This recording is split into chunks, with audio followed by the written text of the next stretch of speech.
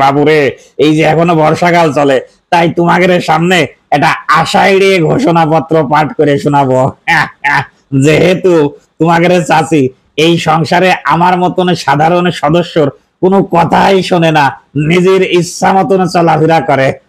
যেহেতু সে এই সংসারে সাধারণ সদস্য করে ভালো মন্দর ব্যাপারে কোনো ভ্রুক্ষেপই নেয় না, যেহেতু তার নানান ধরনের ওই চক্রান্তকারী ষড়যন্ত্রকারীদের সাথে উঠা বসা যোগ সাজস, যেহেতু এই সংসারে তোমাদের চাচি আমার মতন সাধারণ সদস্য করে একেবারে জীবনটা অতিষ্ঠ করে তুলেছে, সেহেতু বাবুরে যে কয়দিন বাঁচি এই পিরান্ডা রক্ষা করার জন্য কথাবার্তা মনে হয় কম কয় ভালো।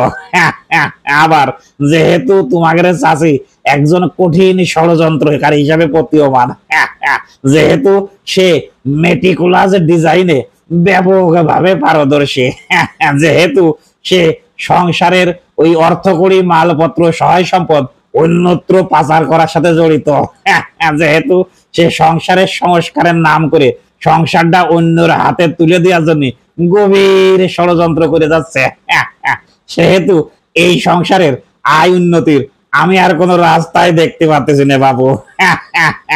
ঘোষণাপত্রটি শেষ হলো, কিরম লাগলো কমেন্টে কয়ে যাবা কিন্তু।